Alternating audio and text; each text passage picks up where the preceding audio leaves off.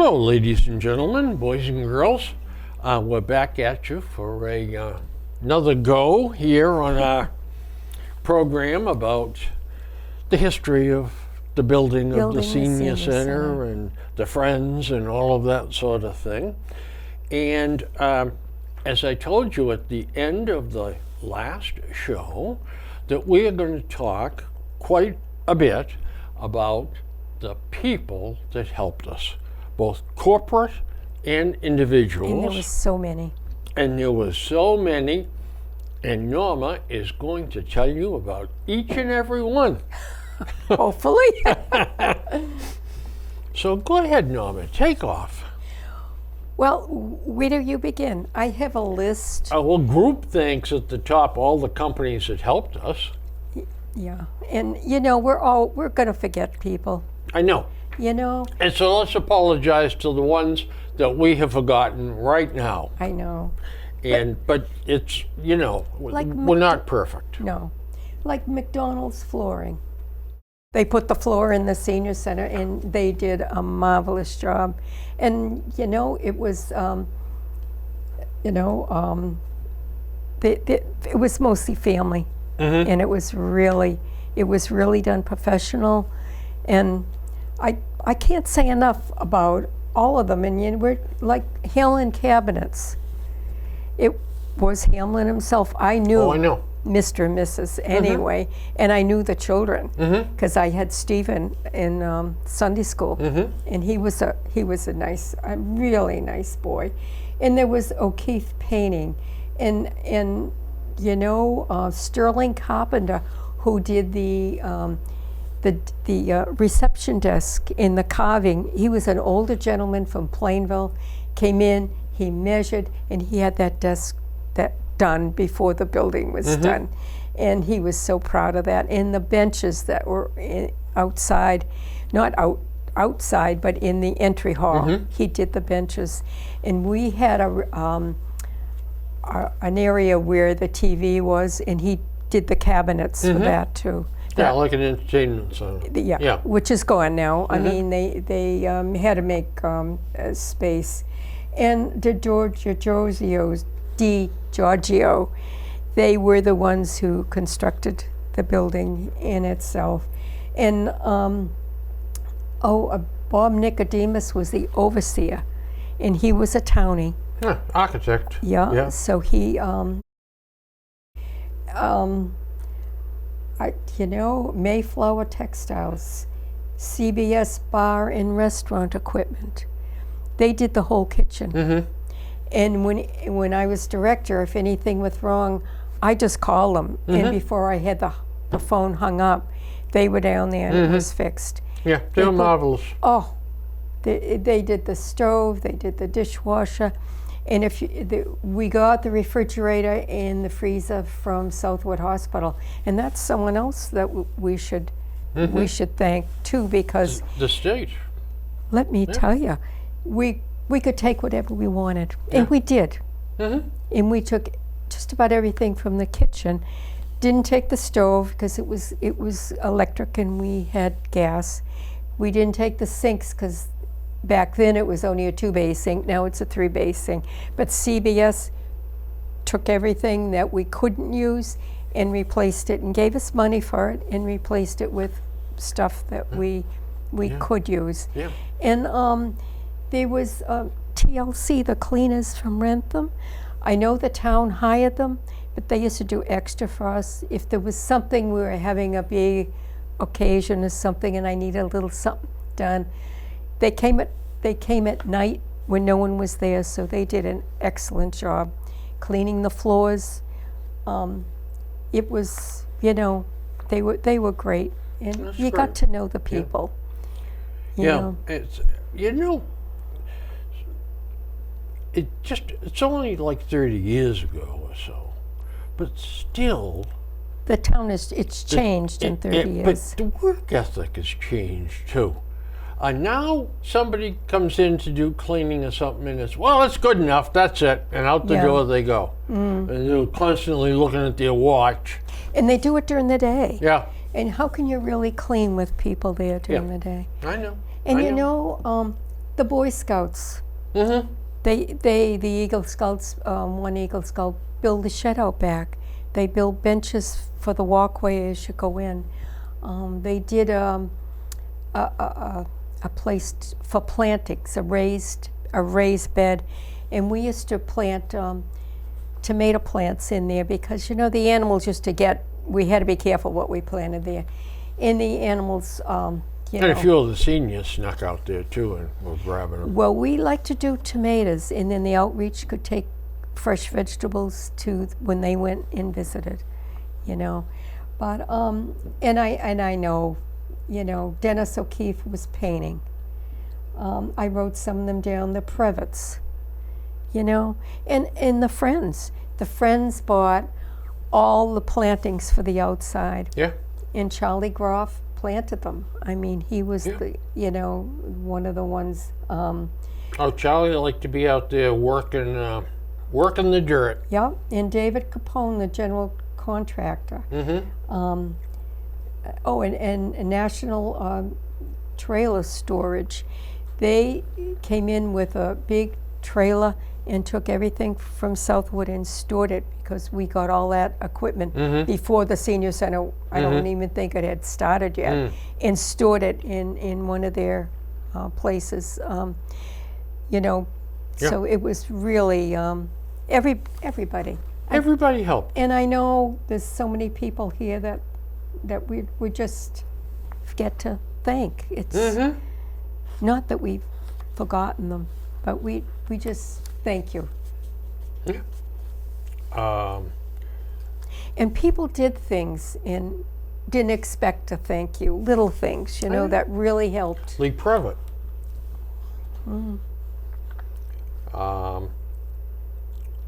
But I mean,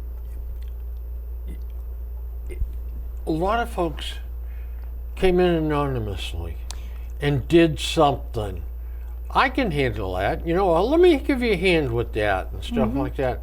And they never had their hand out or looked for. No, just maybe it was just a little something, but it really helped. It did.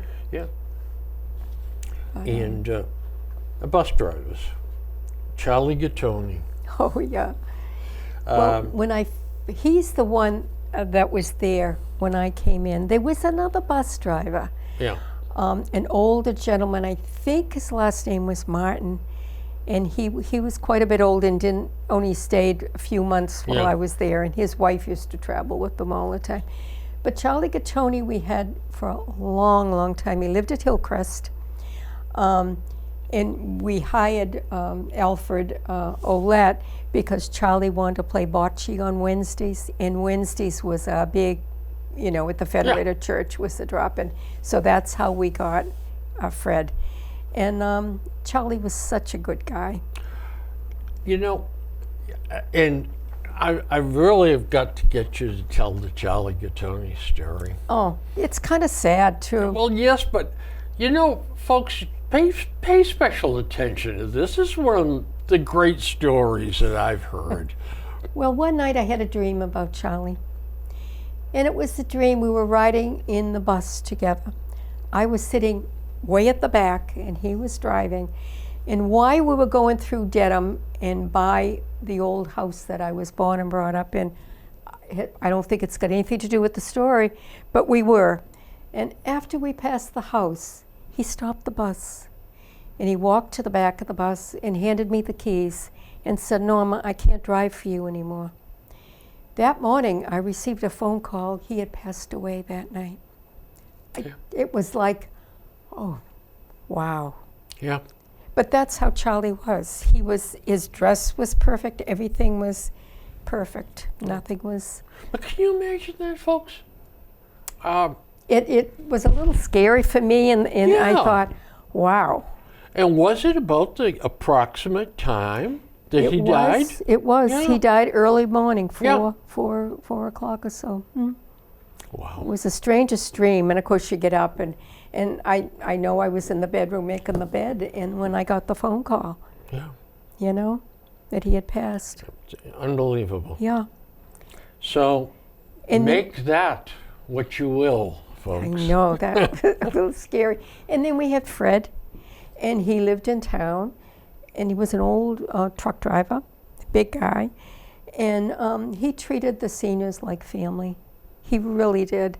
I mean, little things, like we had a blind lady, and he noticed she was having trouble, and he ran a rope from her front door to the mailbox so she could go get her mail and be safe. Little things, you know, like that. And you know, those two guys were great. They were. And then we got Ray. And then we got Ray. And he was Ray great. too. Yeah. Yeah. He didn't live in Norfolk, but he Nope. lived right over the line. Rentham. Yeah. And right over the line, though, right on Park Street. Yeah. And good guy. And Yeah. did the same, treated the seniors like, and that's the way they should Yeah. be Yeah. treated. With respect.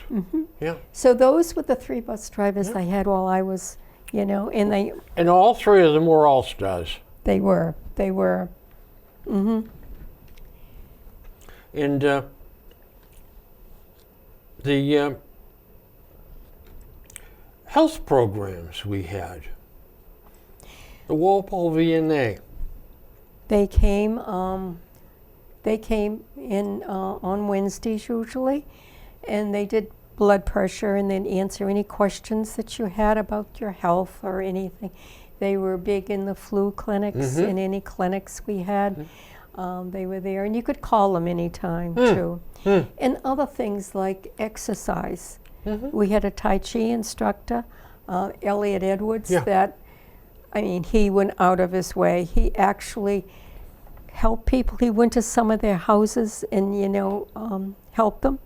Like Betsy Weaver, who was blind, he was amazed that she could do some of the activities, Tai Chi. She actually let him in? Yes, she did. Oh, wow. She started to trust people. Yeah. You know, so that was good. And well, he had he had a girl companion that traveled with him. Ah. And so he wasn't going into houses alone. You know, he was that. Now, And what became of him?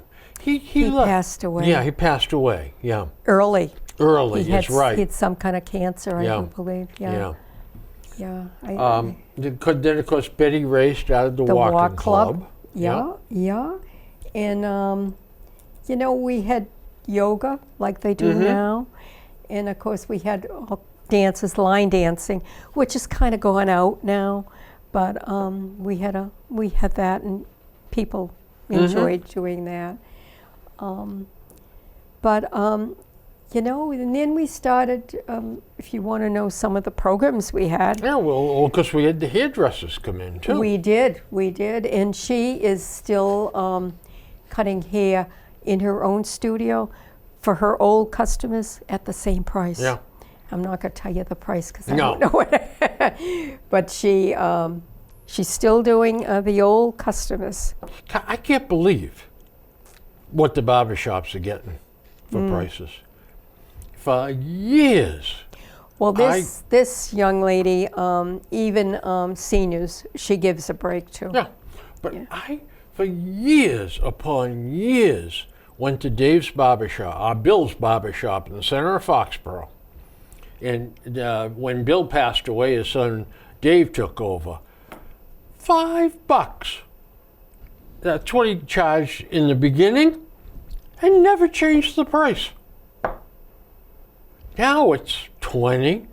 I mean, to do this, I mean, come on. I know. Even my husband goes to, it's Diane. She's in Foxborough, Franklin. Franklin. I mean, jeepers, creepers.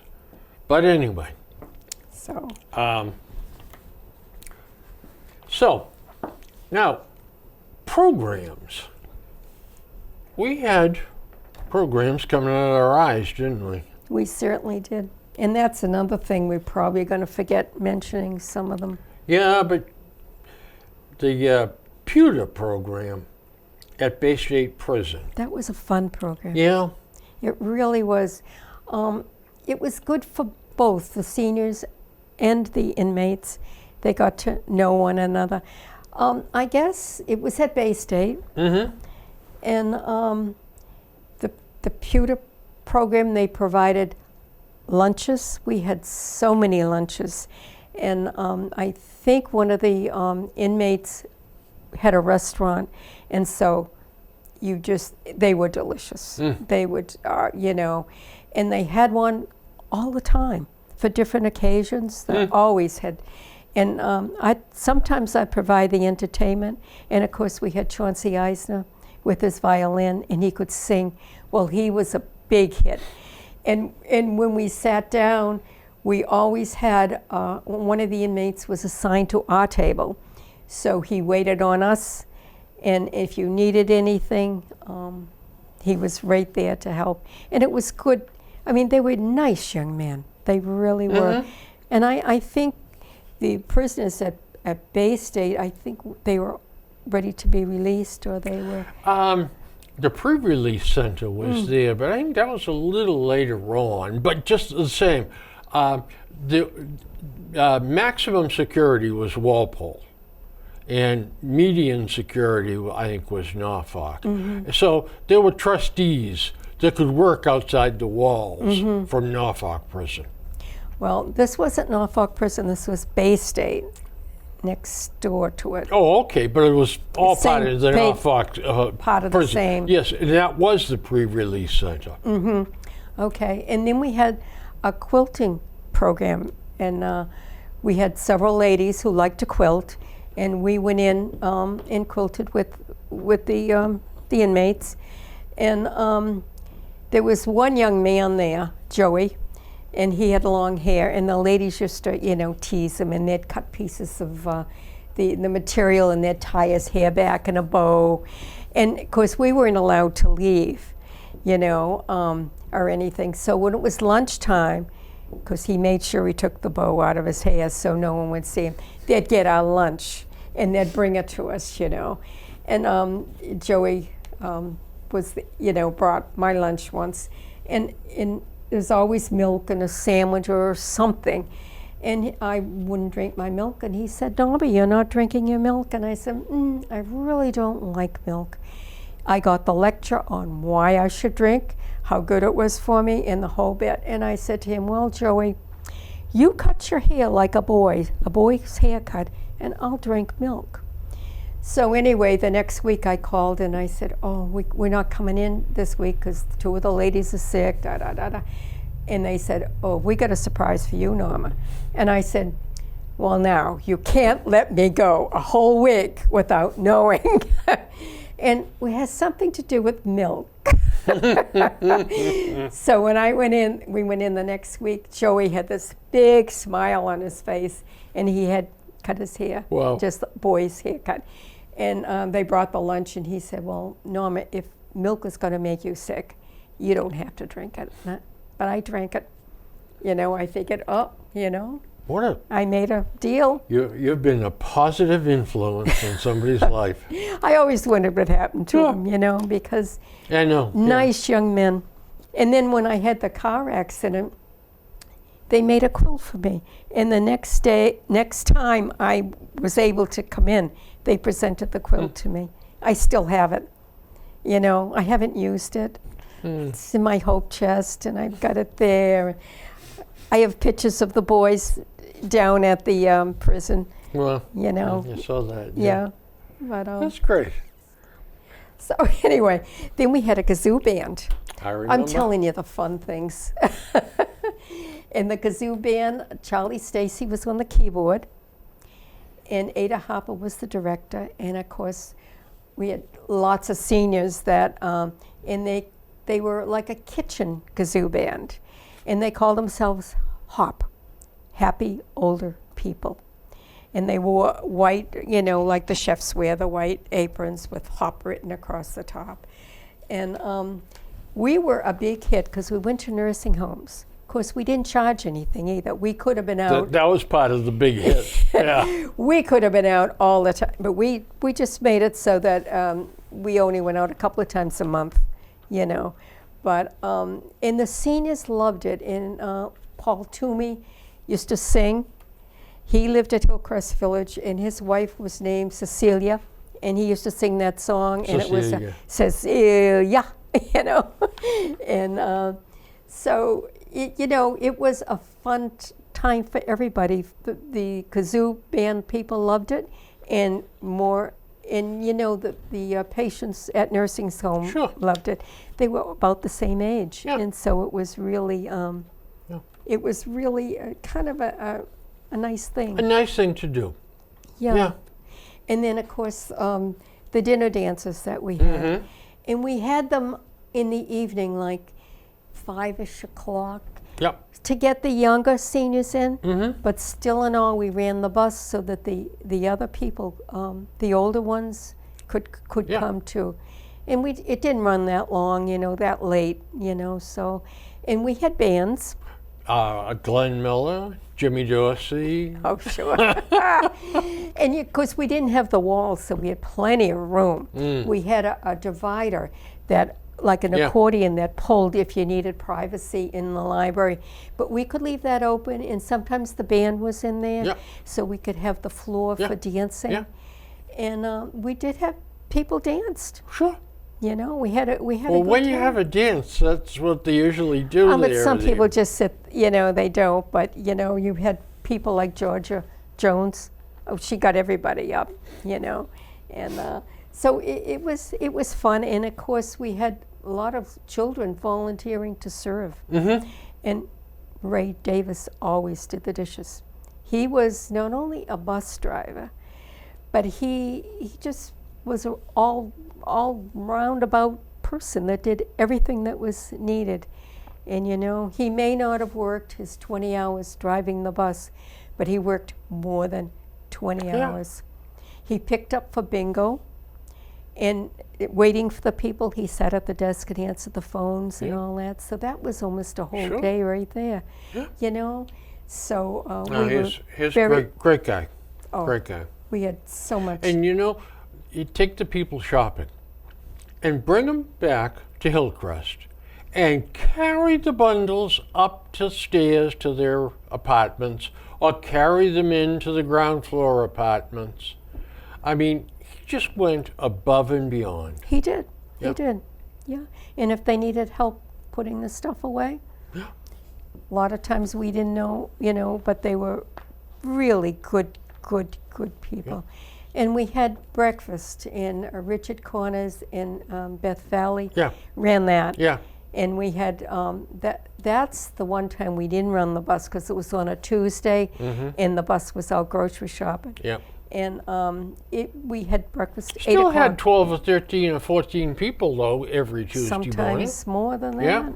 Yeah, and scrambled eggs and bacon, and used to do the bacon on great big trays that we had in the oven that we had got from Southwood Hospital, and all kinds of. And then we had lunches, and of course Monica Wise, she is a good cook now. Excellent cook. We had meals unbelievable, and at a price. I mean, of course the Friends. We can't thank the Friends enough for all that they did. They were like the right-hand man there, that they paid for everything just about. Tea parties, Valentine's Days, Mother's Days. We were always, it seemed, having a party. Having a party. And that was so great for the elderly. And sometimes we just have a tea party. Yeah. And we always had, for even our dinner dances, always used tablecloths, always used the dishes from Southwood Hospital, and the silverware, never used paper plates or anything. In the tea parties, we cut the crust off the sandwiches. I mean, we made it special. Yeah, cucumber and watercress sandwiches, man, they're great. But for the tea party, what was the big hit? I've got a glass teapot. You could see, it's all glass. And there were these, you could drop these things into it. They were, I don't know, they were like a ball. And it opened up into a flower. And you could see this beautiful flower in the teapot. And it made herb tea. And you could actually drink the tea. And we always had, every table had their own teapot. We used regular teacups and everything, so we did it Yeah. We did it up. We didn't mess around with paper stuff, you know. But you know what, though? And that was, you know, you were always so strong in coming up with ideas for this party. Or let's do this for this bunch. Or, you know what next Tuesday is? It's International Crawler Week. We'll have to have crawlers at a little tea party. I don't or want to something. take all the credit, because sometimes I would listen to people and they would say, you know what, and I, Oh, I know. You know. But you heard the request and you acted on the request. Yeah. and then we went to Jerry's place. We actually got an award at I know. Jerry's place. They kind of recognized us because we went for years and years. And the seniors loved the children. Sometimes they knew them for 4 years before they graduated. And the kids loved Yeah. waiting on the seniors. Yeah. And then that other, I can't think of that other place we went to. Oh, Chicky Finn's in Yep. Foxborough. They, one Tuesday a month, they would take different towns and they'd go in there and give us a good price. And of course it was a Tuesday, so we didn't run the bus, but we carpooled, you know. But so we had, we went out Yeah. to lunches quite Yeah. quite a bit, yeah. That's great. Or There was always something cooking. Oh yeah, and children, if they needed volunteer hours, would do things. And before we had the senior center, we would use the Grange Hall, and they never charged us. Of course, we were in the H. Olive Day, Betty Ray era, you know, and they were seniors themselves. Sure. So, you know, and we played bingo down there, and we did all kinds of things.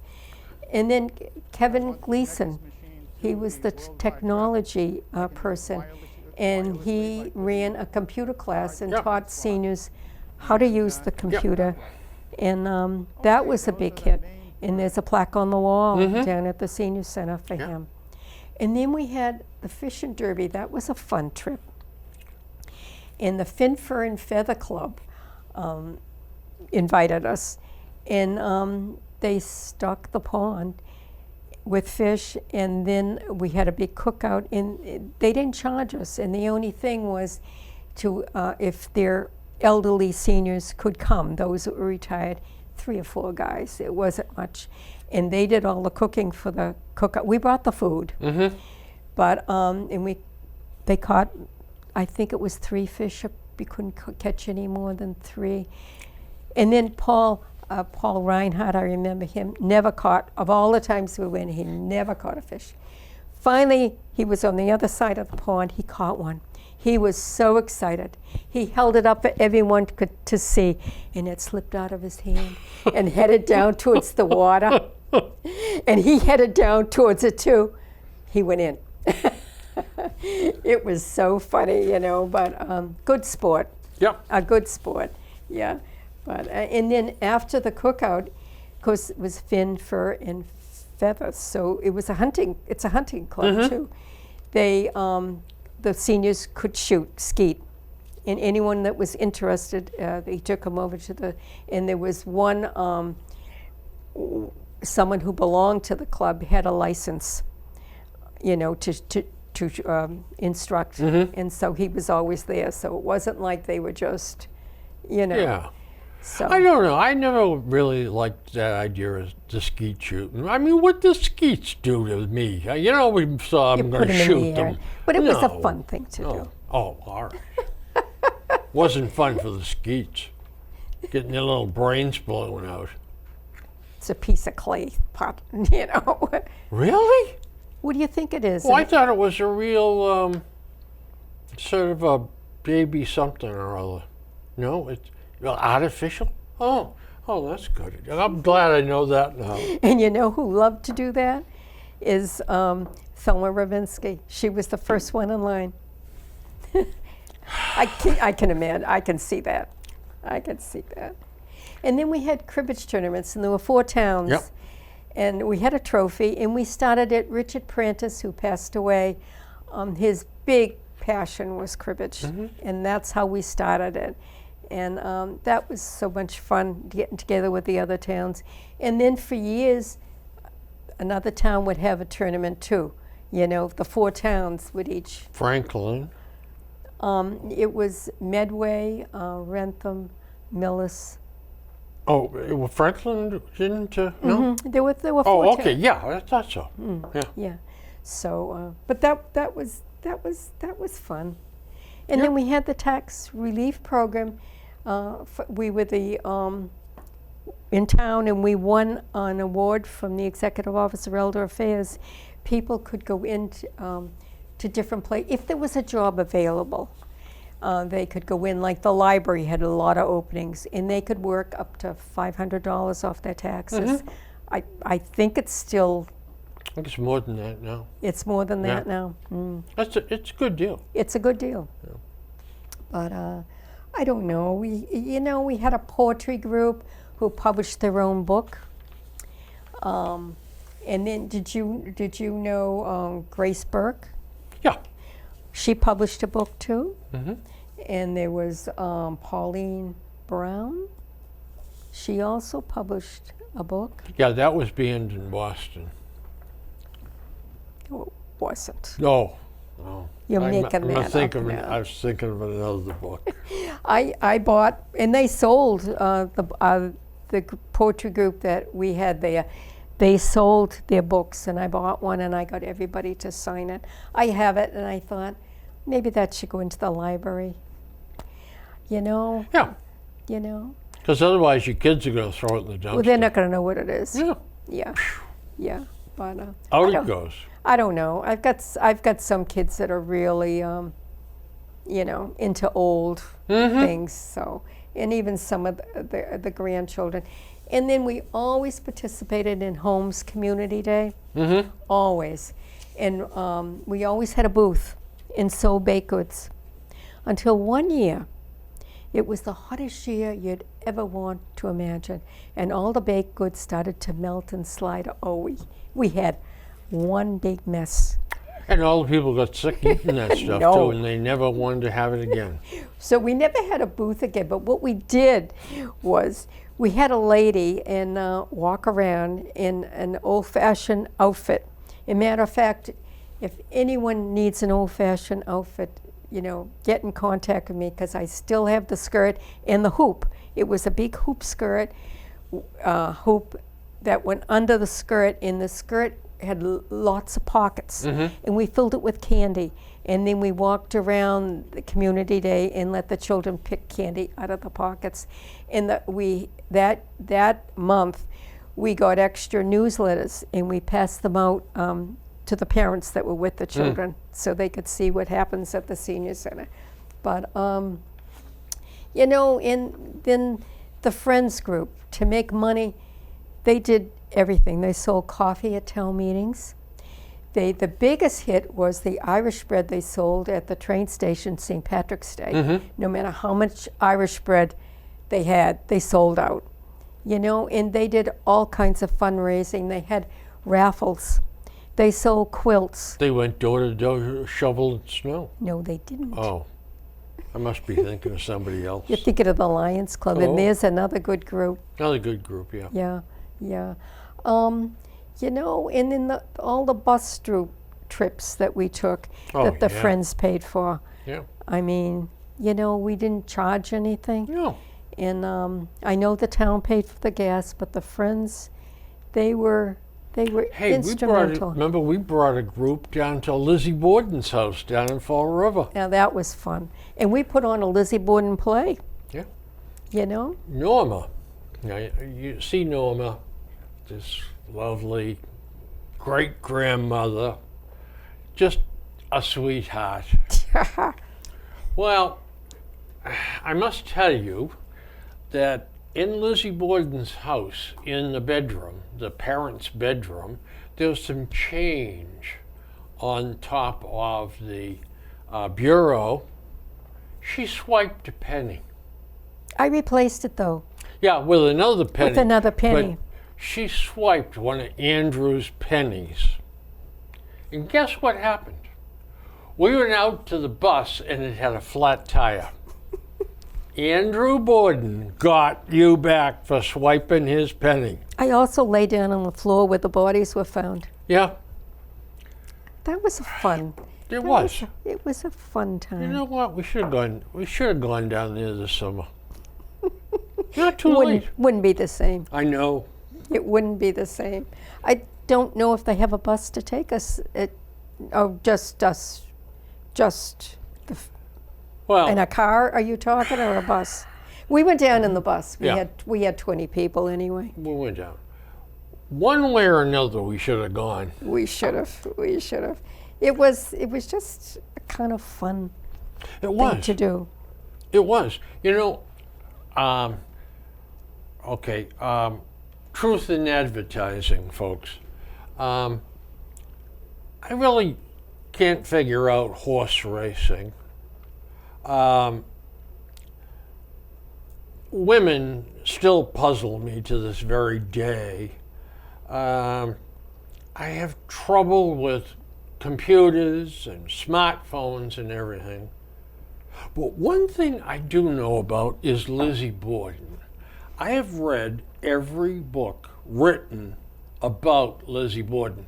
Now, not the trashy, stupid books, but the decently written, well-researched books. I've read every one of them.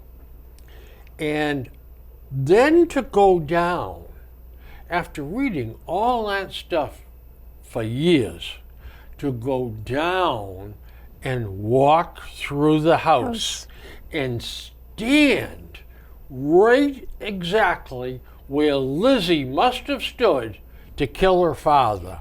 It was up for sale a while back, too. Yeah, but the good people have it, and they're maintaining it as a museum kind of thing. And the play we put on was a little different. Yeah. Because we had Lizzie Borden being killed, and it was kind of a mystery dinner. Yeah. And everyone had a reason who killed. And there wasn't really any a real killer. It was the best story that someone gave us that won the prize. Yeah. I don't remember what the prize was even. I'm not sure. It was a fifth of vodka, wasn't it? Probably, yeah. Something like that. But if any of you are interested in Lizzie Borden and you wonder what really happened, there's a book, A Private Disgrace. It's simply the best book on the subject, written by Victoria Endicott Lincoln. A Private Disgrace. Well worth your reading it. It's very entertaining reading. Mm-hmm. And there's some kind of a poem. Lizzie Borden with an axe killed her. Lizzie Borden took an axe and gave her father 40 whacks. When she saw what she had done, she gave her mother 41. Well, that whole thing is wrong because she killed the mother first, or stepmother first, with 17 whacks. And but then the children used to sing that song from Fall River. Yeah, that was there. Yeah.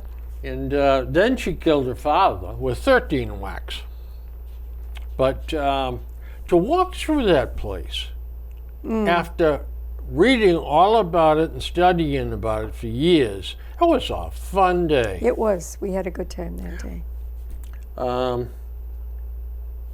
Now, we do have to mention the scrapbooks that are at the library. Yes, we do. And the book number 1 tells a lot about the senior center, how the COA was started, who started it. But the other books, whoever was doing these books, cut out everything that said Norfolk from a paper. So there's everything. When there's a flu clinic, when there was an election. So it has a lot to do with births the town. And deaths also. Yes, has a lot to do with the town. And biographies of some of the luminaries in Norfolk that passed away. Not only their picture, but a story of their life too. So they cut. It's all newspaper clippings that had been cut out of the paper. That's book 2. The other books are too. Yeah, but book 2 is the one that I looked at over there the day you and I did this, and that was the most historical collection. The book I had was yeah. pretty good too. Yeah. And then there's a book of photographs of Yep. some of these things that we're mentioning here. And other thing, when you watch this show, when Richard Cornice is talking to Georgia Jones outside the building just before you go in for the tour, there's a big rock, and they Big call rock. it the Rock. We wanted to keep that as the centerpiece in the middle island. Yeah. And that was our plan. And what happened? I come in one morning and it was blown up.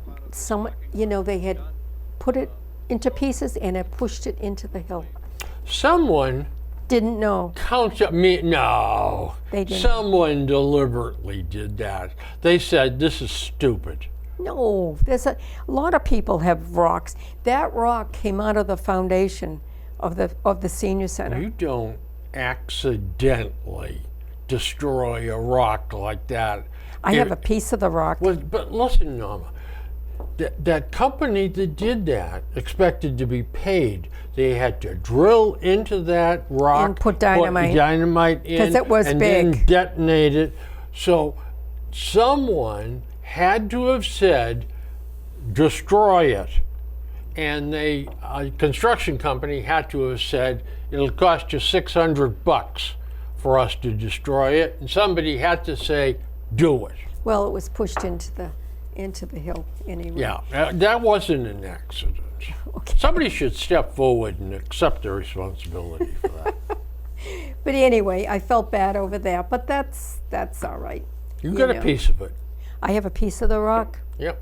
And there's a piece at the senior center I left. I just didn't take a piece and not leave one there. There is a piece. Someone ate it during one of the lunches by mistake. It broke their tooth. Yeah.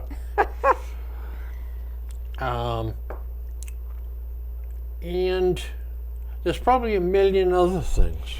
Oh, But you know what? we had so much fun, and it was fun. And I know I've said this 1,000 times, but I'd like to thank the town for hiring me. So many wonderful people have passed through my life, and little things that happen every day, I think of them. Mm-hmm. It can I be, know. and I'm thinking, like some of the artists, in people. Lucy Tanner, who was an artist, she worked for Kendall and she designed all their books. She lived up at Hillcrest with her sister, and she just was amazing. That's another one that did things that no one knows about. The Nitwits. No. They're still in existence. Yeah. Somewhat. Is it the same format and everything? I don't really know because I don't go. But we knitted things for the service. Yeah. Afghans, squares, and they sewed them together, and and then hats and mittens for the children. Yeah. Babies. And like. It was a Friday morning knitting club is what it was. There's still a Friday morning knitting club. And they did some nice things. Mm-hmm. We had a craft group at one time that did a lot of, when we had our dances and things, they always made the centerpieces or, a favor to give out or something. But, like I say, we're going to forget people, and we don't mean to. Our programs that were really fun. It's a miracle we remembered this much. I know. Sometimes I'll lay in bed and go, we did that. We haven't mentioned at all? What? But during your entire reign of terror, you were aided and abetted by Jenny Homer. Yes, we were. And before her was Pat Bixby, and then she went down to the, that's how I got the job originally. Pat Bixby moved to the fire police department. Yep. And they needed a secretary. Mm-hmm. And I wasn't happy with the job I was working. Kendall closed, and I was here, there, and everywhere. And the job I was at, it was kind of like salesmen, and they were so nice to the people on the phone. Then when they got off the phone, they badmouthed them, and I thought, this isn't for me. don't like this. So I happened to see the ad in the paper, and I called, and I went down for the interview, and Carol Belcher hired me. And then I was only there for a few months. That was in 1988 when she retired. And she said, Norma, you're going to have to teach the new person coming in the ropes anyway. Why don't you apply? And Marilyn Morris hired me. So and then she brought me to a council and aging meeting, and they didn't have a senior center, so they held it at Hillcrest Village. And we were in the community room up there. And I want to introduce you to the new senior center director. And she introduced me, and a little man in the back raised his hand, Winslow Whittier. He said, is she the only one that applied for the job? And he was a good guy. He always had a gray suit on, white shirt and bow tie, a little man. Yep. We became friends after that. And he used to love to go through the newsletter. He kept me on my toes, let me tell you, and find anything wrong, a comma out of place, anything. So it was kind of, a fun thing. Yeah. Yeah. Too, it's, the people that you meet are what makes it all the rewarding. Yeah, like that man. Yeah. And some of the other ladies up there. I met Debbie Preston. Now, Debbie is now 98 years old. And we were talking, and she said, you know what, Bill? She said, I babysat for you when you were an infant. I said, what? She said, yeah. When you lived in what became Ken Wood's house on Seekonk Street, the Hopples owned it then, there was an apartment in the back, and my mother and father lived there when they were first married. When they brought me home from the hospital, that was my first home, was there. And a couple of times they wanted to go to the movies or just go out, and Debbie came down and babysat me. Wow. Yeah. Who'd have thunk it? I know. And other people, like Enza Paradiso, she was an Italian. No, she always made cookies and stuff for us at the senior center. See, there's another one. Yeah. Food, brought in food. Yep. She made, the cookies she made, she gave me the recipe, spaghettis. And I make it all the time now. My kids love them. And if I don't make them, they'll say, where are the cookies, And things like that. Mm-hmm. It's just, Yeah. And I've given that recipe out to so many. I know when Ray Davis retired, he got some of those cookies. Because he came in I think that she had passed away. Didn't you guys put together a recipe book also? I don't think so. No? No. There is an old one, but I don't think it was during ours. Oh, okay. So often, it's something about everybody had to bring in one recipe, their favorite recipe, and you guys culled it all together and put it in one book. But maybe that was... I think Carol Belcher, maybe. Maybe, yeah. And you know what?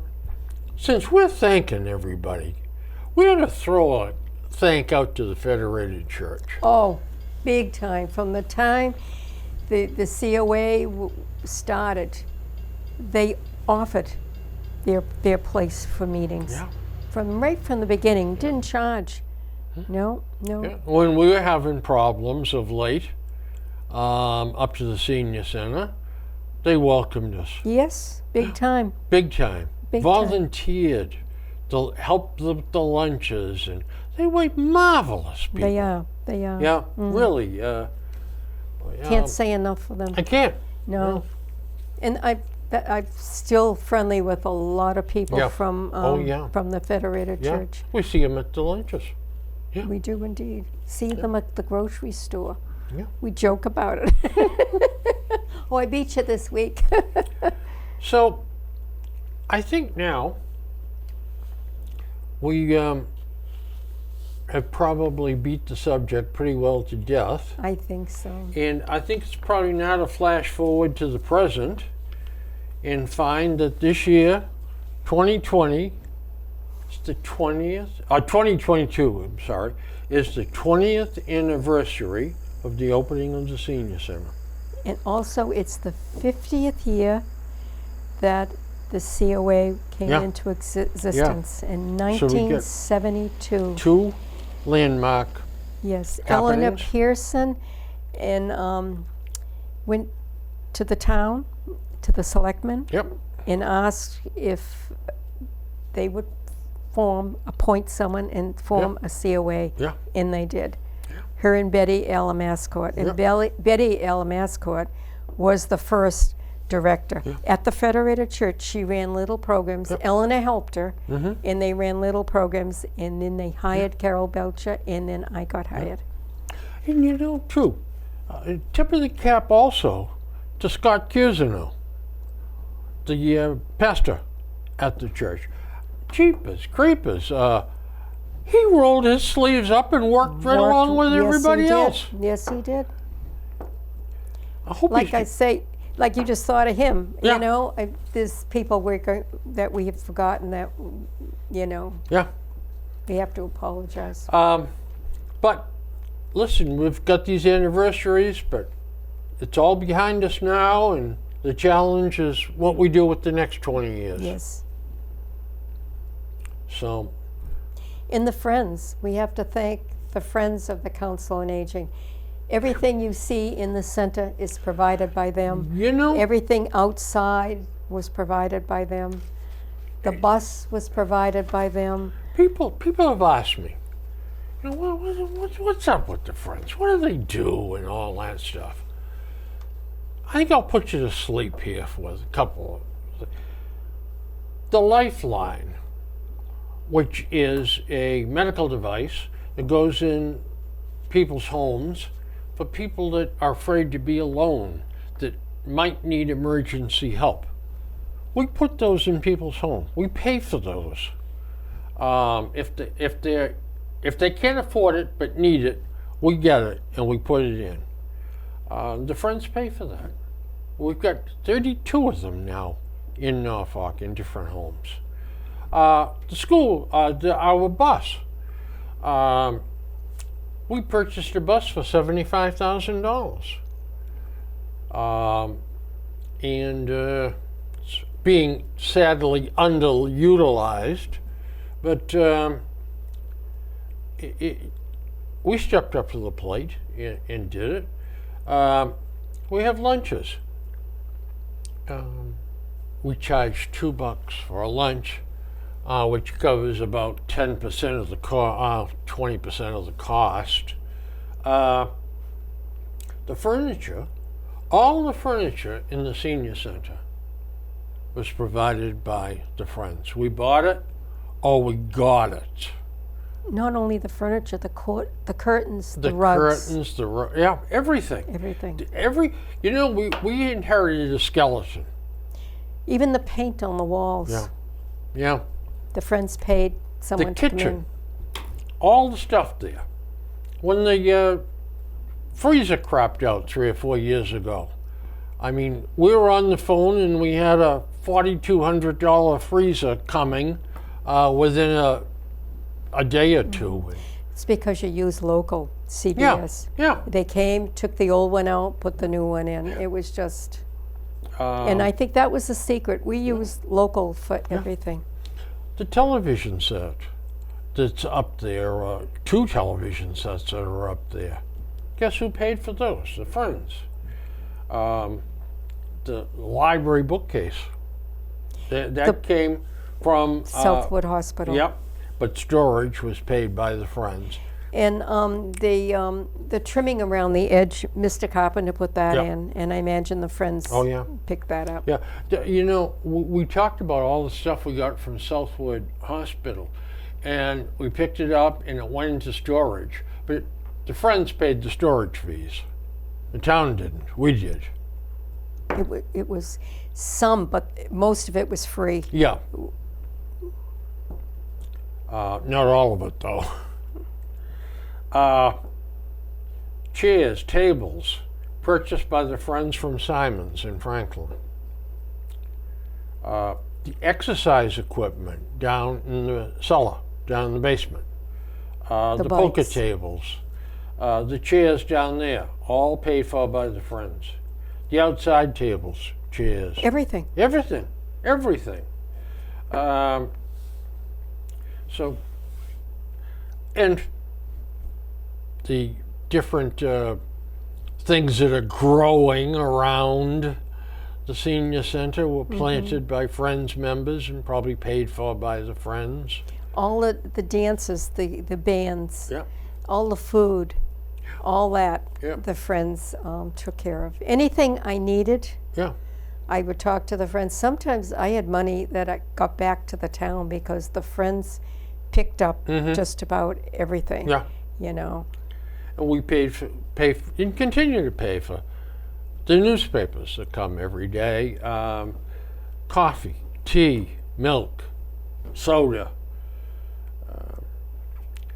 But We couldn't have done it without No. the Friends. no, but, we owe a big round of applause to the Friends.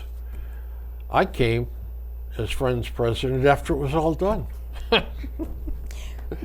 But you're keeping it up, though. Yep. That's the big thing. And when Yep. something needs, replacement. Yep. Yeah, we've been very fortunate. Yes, we have been. Very fortunate. Very, very.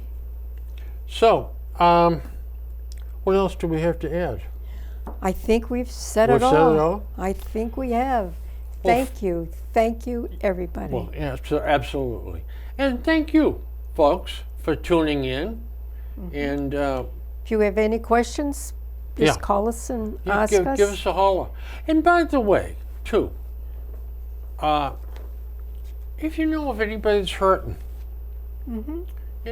somebody living by themselves that too proud to ask for help, call us. And if you don't know who to call, just get in touch with the community Yeah. TV here, and they Yep. will And tell it. or call me. Call the senior center. Tell them that how do I get a hold of Bill or whatever, and we'll see if we can do some good for you. Very good. All right. Well, again, folks, thanks for tuning in, and thanks for the folks here at Norfolk Cable TV for putting this production together. They've done a fine job. Yes, indeed. And Chris is a fine young man, a fine young producer, and I think he's going to go far in this business.